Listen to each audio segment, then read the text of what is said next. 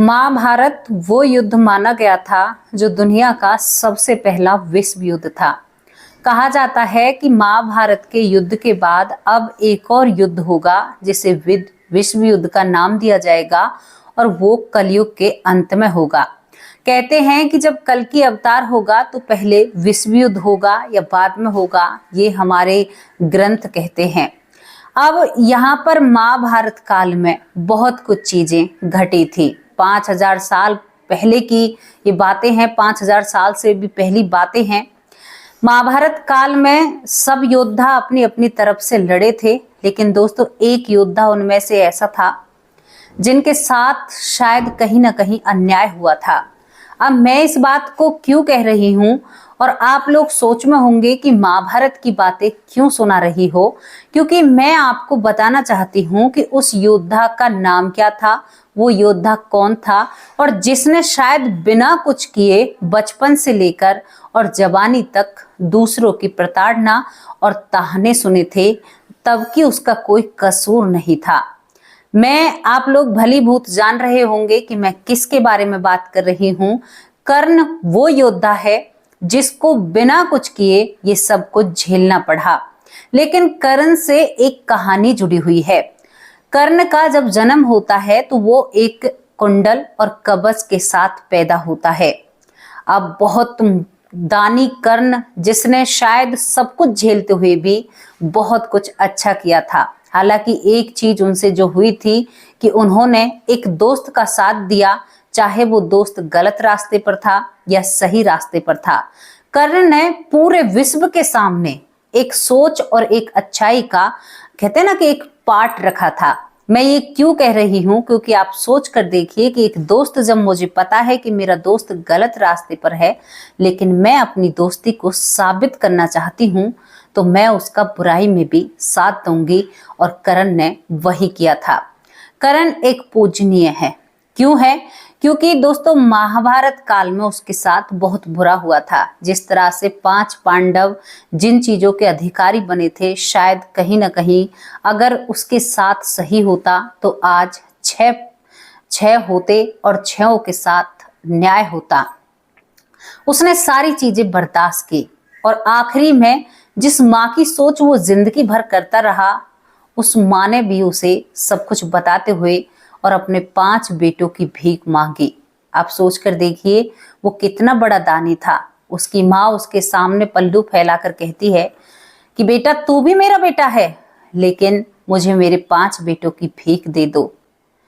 ये एक घर का बड़ा बेटा ही कर सकता है। यहाँ पर कभी कभी सोच आती है कि कर्ण के साथ कहाँ अच्छा हुआ था।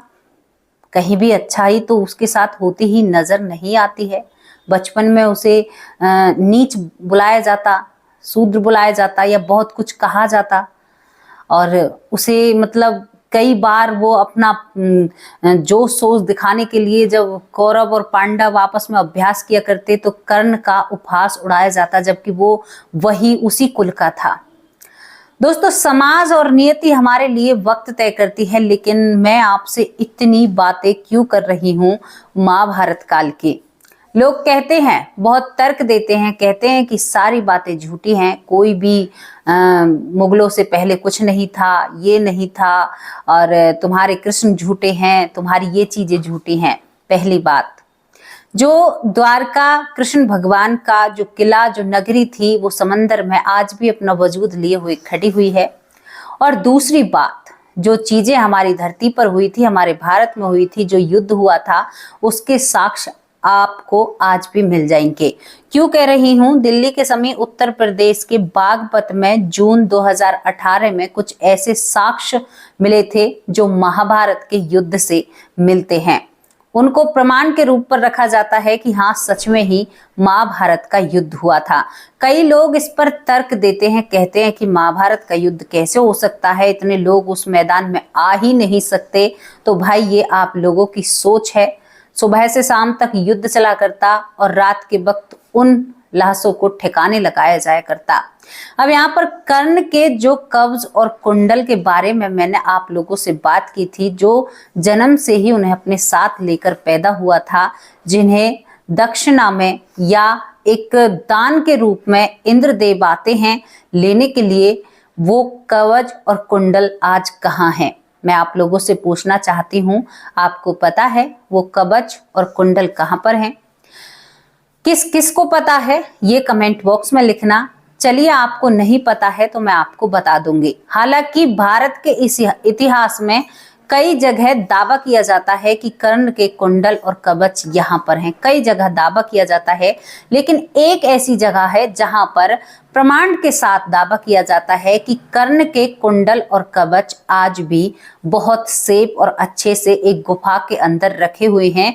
और वो कवच और कुंडल आपको पता था ऐसे थे कि उन्हें जो पहनता है वो अमर, उसे कोई मार ही नहीं सकता। अब सोच ये बनती है कि जब उनके कवच और कुंडल आज भी हैं तो फिर उन्हें लेने की कोई इच्छा क्यों नहीं करता, क्योंकि उन तक कोई पहुंच ही नहीं पाता है। वो जमीन के अंदर गुफा में दफन है, लेकिन उनके साक्ष्य समेत आपको बताएंगे कि कर्ण के कवच और कुंडल कहाँ पर हैं। दोस्तों, एक ऐसा योद्धा जो शायद बहुत ज्यादा बलवान था, लेकिन वो अपने उस बलवान को दिखा ही नहीं पाता है, वो उस लड़ाई को ढंग से लड़ भी नहीं पाता है। इस तरह से कर्ण के हाथ बांध दिए जाते हैं। तो चलिए, आपको इन जानकारी देते हुए बताते हैं कि कहां पर हैं कर्ण के कुंडल और कवच। जो शायद आप लोगों को पता हो तो आप कमेंट बॉक्स में अपनी राय मुझे जरूर भेजना और बताना कि हाँ, हमें पता है। अब आपको कुंडल और कवच देखने हैं या उनसे रूबरू होना है तो आपको कई खाई पार करनी होगी, पहाड़ चढ़ना होगा, जंगल के अंदर नक्सलियों के बीच से गुजरना होगा। मैं बात करती हूँ छत्तीसगढ़ के जंगलों में। छत्तीसगढ़ के बीजापुर गांव में उसूल एक गांव पड़ता है, जहां पर एक जंगल के बाद थोड़ी सी यहाँ पर कुंड आता है जिसका नाम नीलम कुंड है, जिसको इंद्र सराय यानी इंद्र कुंड भी कहा जाता है। अगर आपको यहाँ पर जाना है तो आपको छत्तीसगढ़ के बीजापुर में जाना होगा और वहां पर उसूल गांव में आपको जाना होगा। उसके बाद वहां के लोग आपको बताएंगे रास्ता और आप उस जंगल से होते हुए उस गुफा के पास पहुंच जाएंगे। और उस गुफा में जब आप अंदर प्रवेश करोगे तो उस गुफा के अंदर पानी भी भरा हुआ होता है, तो शायद बहुत सारी समस्याएं होती हैं। अब होने का प्रमाण क्या है? होने का प्रमाण ये है कि जब इंद्रदेव उन कुंडल और कवच को लेने के लिए आते हैं और उससे वरदान में वो मांगे जाते हैं कर्ण से, तो कर्ण बिना कुछ सोचे समझे उन कुंडल और कवच को उतार कर इंद्रदेव को दे देते हैं। जब ये बात सूर्यदेव को पता चलती है तो सूर्यदेव क्रोधित होते हैं और कहते हैं, सूर्यदेव यहाँ पर श्राप देते हैं इंद्रदेव को कि तुम इन कुंडल और कवच को लेकर कभी भी स्वर्ग लोक नहीं आ सकते, यानी तुम्हारा स्वर्ग लोक में वर्जित है जब तक तुम इन्हें अपने पास रखोगे। अब इंद्रदेव बहुत कोशिश करते हैं, वर्षों तक कोशिश करते हैं, लेकिन वो इन्हें ले जा ही नहीं पाते हैं। उनके पास कोई भी विकल्प नहीं रहता है। वो अपने रथ पर जब सवार रहते हैं, जिस कुंड का मैंने आप लोगों से जिक्र किया है, जो नीलम कुंड है, यहाँ पर जो बीजापुर में नीलम कुंड पड़ता है दोस्तों, यहाँ पर इंद्रदेव का जो रथ का पहिए हैं वो जमीन में फंस जाते हैं।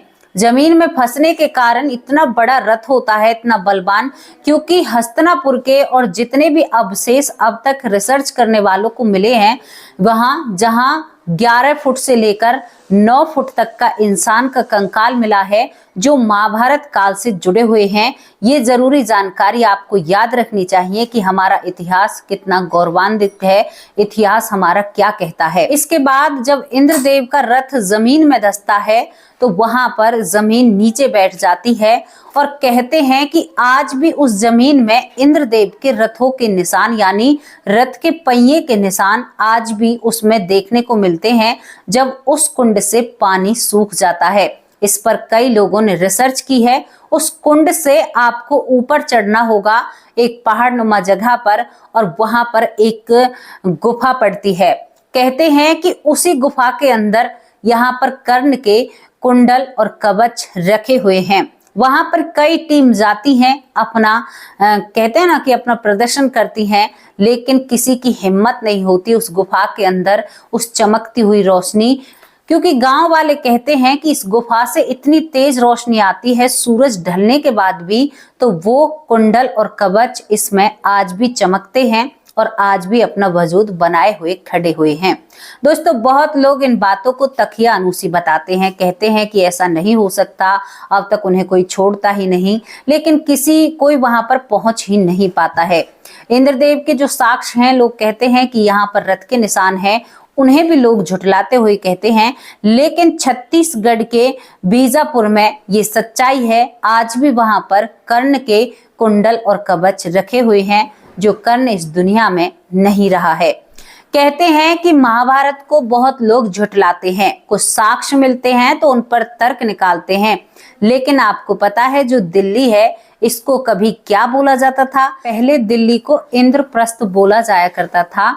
ये हस्तिनापुर की एक खास राजधानी पहले से ही रही है।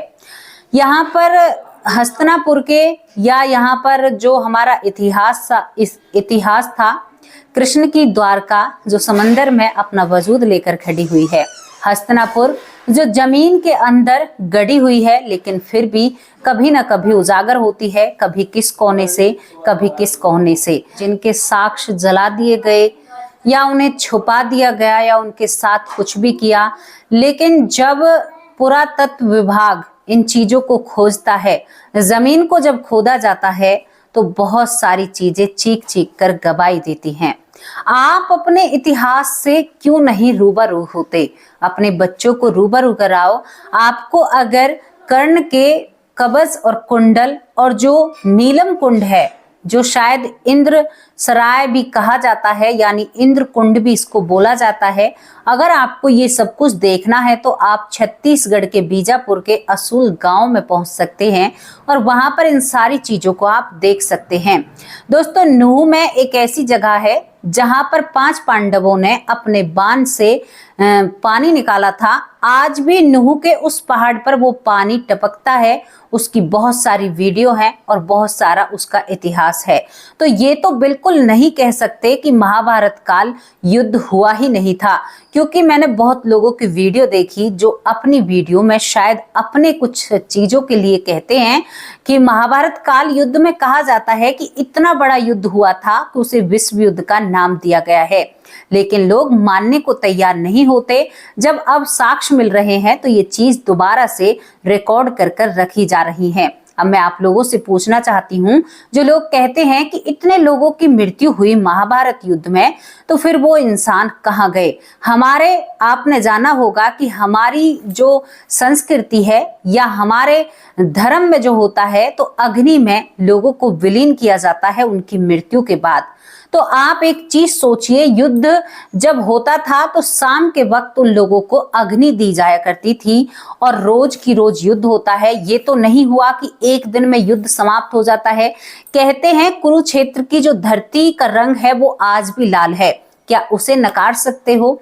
यहाँ पर हस्तिनापुर के साक्ष्य आपको जमीन में गड़े हुए मिल जाएंगे, उन्हें नकार सकते हो? एक पूरा गांव जो हस्तिनापुर से जुड़ा हुआ है, उसके बारे में भी एक दिन आपको बताऊंगी। वो पूरा गांव खुदाई के जरिए निकला है, क्या आप उसे भी नकार सकते हो? हड़प्पा संस्कृति और उसके बारे में जो किया जाता है, जो कुछ पाकिस्तान की तरफ चली गई, कुछ हमारी तरफ है, उसके बारे में भी आप नकार सकते हो। समंदर के अंदर जो द्वारका नगरी है, जो हमारे कृष्ण भगवान की है, उसे भी आप मना कर सकते हो।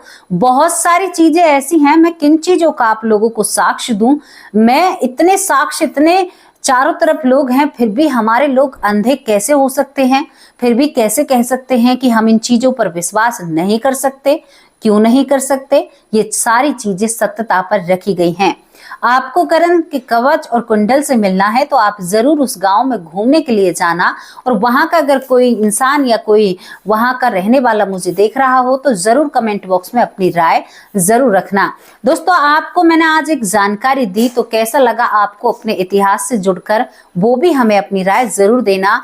अब आप लोगों के सामने उन लोगों के नाम लेती हूँ जो लोग हमारी वीडियो पर कमेंट करते हैं और अपनी इस बहन को, मेरे जो प्यारे भाई होते हैं और मेरी जो प्यारी बहनें होती हैं, आगे बढ़ने का मौका देती हैं। बहुत अच्छा लगता है आप लोगों से बातें करना, आप लोगों के बारे में जानना, आप लोगों को अपने बारे में बताना। पहला नाम है रूप सिंह चौहान, बहुत बहुत धन्यवाद भाई जी, आपका रेगुलर कमेंट करते हैं। पूनम यादव, बहुत बहुत धन्यवाद पूनम यादव जी। श्री राज भाई, बहुत बहुत धन्यवाद, बहुत अच्छा लगा आपका कमेंट पढ़कर। साक्षी M2 रेगुलर कमेंट करती हैं, बहुत अच्छे कमेंट होते हैं। पूनम शर्मा, बहुत बहुत धन्यवाद। संध्या राजपूत, बहुत बहुत धन्यवाद, कई बार आपके कमेंट आए हैं। श्रद्धा शर्मा, बहुत बहुत धन्यवाद, प्यारी बहन, मेरी बहन और मेरे भाई बहुत सपोर्ट करते हैं। राजकुमार भाई, बहुत बहुत धन्यवाद। राकेश भारद्वाज, बहुत बहुत धन्यवाद भाई जी आपका। उषा बहन, बहुत बहुत धन्यवाद आपका, तहे दिल से शुक्रिया अदा करती हूँ। डॉक्टर सुरेश सोनी, लाडो बेटी, प्यारी बेटी ऐसे कहकर संबोधित करते हैं, बहुत अच्छा लगता है, बहुत बहुत धन्यवाद आपका जो आप इतना प्यार और स्नेह देते हो। आशा गुप्ता, बहुत बहुत धन्यवाद प्यारी बहन, कैसे हो आप। संतोष चौधरी, आप कैसे हो, आपके कमेंट बहुत प्यारे होते हैं। यहाँ पर सुमन बहन बहुत अच्छे कमेंट करती हैं, बहुत बहुत धन्यवाद बहन। सिकंदर भाई बहुत अच्छे कमेंट करते हैं, रेगुलर कमेंट करते हैं। दिलवीर भाई रेगुलर कमेंट करते हैं। बबीता दिल्ली से, बहुत प्यारी बहन है, बहुत अच्छे कमेंट करती हैं, रेगुलर कमेंट करती हैं और हमसे जुड़ी हुई हैं। श्याम नारायण तिवारी, बहुत बहुत धन्यवाद, आपके कमेंट भी बहुत प्रेरणादायक होते हैं, बहुत अच्छा लगता है भाई आपके कमेंट को पढ़कर। श्रीकांत, बहुत बहुत धन्यवाद भाई, आप कैसे हो, बहुत अच्छा लगा। खड़क बहादुर, बहुत अच्छा नाम है, बहुत बहुत धन्यवाद, आपका कमेंट भी बहुत प्यारा था। सुरेंद्र कुमार, बहुत अच्छे कमेंट करते हैं, मेरे भाई हैं, बहन कहकर संबोधित करते हैं और बहुत ही प्यार से बोलते हैं, बहुत बहुत धन्यवाद। RS गुप्ता, बहुत बहुत धन्यवाद RS गुप्ता, आपके कमेंट भी बहुत अच्छे होते हैं। नायक कुमार भाई, बहुत बहुत धन्यवाद आपका। दिलीप जायसवाल, बहुत बहुत धन्यवाद आपका, आपके कमेंट भी बहुत अच्छे होते हैं। वीरेंद्र कौर भाई हैं या बहन हैं मुझे नहीं पता, लेकिन आपके कमेंट भी बहुत बेहतरीन और बहुत अच्छे होते हैं। चंद्र नाम बैनर्जी, बहुत बहुत धन्यवाद आपका, आपका कमेंट बहुत प्यारा था और बहुत अच्छा होता है। मीनाक्षी वर्मा, बहुत बहुत धन्यवाद प्यारी बहन, कैसी हो आप। मीनाक्षी, बहुत अच्छा नाम है आपका। यशवंती माँ, आप कैसे हो, आपके कमेंट बहुत अच्छे होते हैं और आप बहुत सारा आशीर्वाद देती हैं। सीमा बहन लखनऊ से, जो रेगुलर कमेंट करती हैं, बहुत स्नेह करती हैं, बहुत प्यारे कमेंट करती हैं और माँ की तरह ट्रीट भी करती हैं हमें। यहाँ पर रामाबाई, बहुत बहुत धन्यवाद रामाबाई जी, आपका नाम मैंने पहली बार लिया है। लखविंदर सिंह, बहुत बहुत धन्यवाद भाई, आप कैसे हो। महेश गुप्ता भाई, बहुत बहुत धन्यवाद आपका, तहे दिल से शुक्रिया अदा करते हैं। अनिल शर्मा भाई, बहुत बहुत धन्यवाद आपका, आपके कमेंट बहुत अच्छे होते हैं। जसविंदर कौर, बहुत बहुत धन्यवाद जसविंदर कौर, आपके कमेंट भी बहुत बेहतरीन होते हैं। अर्चना शर्मा, बहुत बहुत धन्यवाद अर्चना जी, कैसे हो आप, आपके रेगुलर कमेंट आते हैं। नर्मल सैमी, बहुत बहुत धन्यवाद नर्मल सैमी। डॉक्टर एच के रोहिला, बहुत बहुत धन्यवाद आपका, आपके कमेंट बहुत अच्छे और बहुत ही प्रेरणादायक होते हैं। भूप सिंह सैनी भाई रेगुलर कमेंट करते हैं, बहुत बहुत धन्यवाद आपका। रामा माशकीय, बहुत बहुत धन्यवाद भाई जी आपका, आपके कमेंट बहुत अच्छे होते हैं। सिकंदर सिंह भाई, बहुत बहुत धन्यवाद सिकंदर सिंह भाई जी। रेणु शर्मा, बहुत बहुत धन्यवाद, रेगुलर कमेंट करती हैं। तुलसी शर्मा हमारे भाई हैं, बेटी कहकर बुलाते हैं, बहुत अच्छा लगता है, बहुत बहुत धन्यवाद। सत्यजीत चोपड़ा, बहुत बहुत धन्यवाद आपका, तहे दिल से शुक्रिया अदा करते हैं। राजश्री देवी, बहुत बहुत धन्यवाद। राजेंद्र सिंह, बहुत बहुत धन्यवाद। ललिता बहन हमारी जो हरियाणा से हैं, बहुत बहुत धन्यवाद बहन, आप कैसी हो। शरयू बाला, बहुत बहुत धन्यवाद ललिता बहन, कैसे अब आपसे क्या कहूँ, आपने आज क्या किया, आप समझ गई होंगी मैं किस वजह से हंस रही हूँ। मैं बिल्कुल क्या कहूँ आपसे। ललिता बहन, आज आपने कमेंट डिलीट कर दिए, क्यों और कुछ क्यों किए, इसका मुझे ज़रूर जवाब देना। और तो आपसे, आप ठीक हो, आप खुश रहा करो, बहुत अच्छे से रहा करो और बहुत अच्छा लगा आपके बारे में जानकर, आपसे बात कर। शरयू बाला बहन जो हमेशा बहुत अच्छे कमेंट करती हैं, बहुत प्यारे इनके कमेंट होते हैं। कांता बाई जो कहती हैं कि काश आप मेरी बेटी होती तो मैं आपकी बेटी हूँ, कैसी हो माँ आप, बहुत अच्छी रहा करो, अपने ऊपर ध्यान दिया करो। और बहुत अच्छा लगता है कांति बाई माँ आपके कमेंट पढ़कर। सुरेंद्र पाल कौर बहुत अच्छे कमेंट करती हैं और बहुत प्रेरणादायक होती हैं, वैश कहकर मुझे बुलाती हैं, मुझे बहुत अच्छा लगता है, बहुत अनंत खुशी होती है। गुरुचरण सिंह भाई, बहुत अच्छे मुझे बड़ी बहन बनाया है इन्होंने। तो ये मेरे छोटे भाई हैं। कैसे हो भाई आप? बहुत अच्छा लगा आपके कमेंट पढ़कर, आप रेगुलर कमेंट करते हैं। मंजू चौधरी हमारी छोटी हैं। छोटी बहन कैसी हो आप? छोटी, बहुत अच्छा लगा आपके कमेंट, बहुत प्यारे होते हैं। यहाँ पर पिंकी हैं। पिंकी, बहुत बहुत धन्यवाद आपका, आपके कमेंट भी बहुत अच्छे होते हैं। रविपुरी, बहुत बहुत धन्यवाद रविपुरी भाई जी, आपका तहे दिल से शुक्रिया अदा करते हैं। दीपक, बहुत बहुत धन्यवाद। सीता देवी, बहुत बहुत धन्यवाद। दोस्तों, हमारी एक बहन है ऐश्वर्या। ऐश्वर्या बहन जो काफी दुख से जूझ रही हैं, उनके बेटे इस दुनिया में नहीं रहे हैं। 21 साल की उम्र बेटे की होती है। एक और दूसरी बहन ऐश्वर्या है हमारी, उनका भी बहुत बहुत धन्यवाद, वो भी रेगुलर कमेंट करती हैं। यहाँ पर हमारी एक यशवंती बहन है, वो भी बहुत अच्छे कमेंट करती हैं। दोस्तों, जिस किसी का भी अगर मुझसे कमेंट नाम रह जाता है तो प्लीज़ मुझे माफ़ कर दिया करो, क्योंकि बहुत कोशिश करती हूँ पूरे नाम लेने की, लेकिन नहीं हो पाता है, रह जाते हैं आप लोगों के नाम। और मुझे लगता है कि मेरे परिवार के सदस्य रह गए, कहीं वो बुरा ना मान जाए, तो आप बुरा मत माना कीजिए। जिनका भी कमेंट रह जाता है तो वो मुझे माफ़ कर दीजिएगा। बहुत सारी मेरी बहना हैं जो मुझसे बात करती हैं, बात करना भी चाहती हैं। मेरा भी बहुत मन होता है कि आप सभी से बैठकर बहुत सारी ढेरों सारी बातें करूं, पर कैसे करूं? सभी से बात करूंगी तो फिर बात के लिए तो मुझे बहुत सारा वक्त चाहिए। यहाँ पर आपको महाभारत से जुड़ी हुई जो भी मैंने बातें बताई हैं, जितनी मेरी समझ में है उतनी मैंने आप लोगों को बताई है। कैसी लगी अपनी राय कमेंट बॉक्स में जरूर रखना। अब आप लोगों से मैं विदा लेने की कोशिश करती हूँ। मेरी सभी प्यारी बहनाओं और मेरे भाइयों, अपने परिवार पर, अपने रिश्तों पर बहुत अच्छा खासा ध्यान देना। फोन जिंदगी बनता जा रहा है, केवल इसको काम के लिए इस्तेमाल कीजिए। बेसिक सी जानकारी इस फोन से लीजिए, बाकी वक्त अपने परिवार के साथ बिताइए जितना भी आपके पास वक्त होता है। भाइयों से खासकर कहना है, अपने बच्चों पर, अपनी पत्नी पर अपना वक्त लुटाइए। बहनों से कहना है, अपने पति और अपने बच्चे और सास ससुर की देखरेख बहुत अच्छे से कीजिए। अब आप लोगों से विदा लेती हूँ। कल हाजिर होंगे एक सच्ची और अच्छी स्टोरी के साथ। तब तक के लिए नमस्कार। जय हिंद, जय भारत।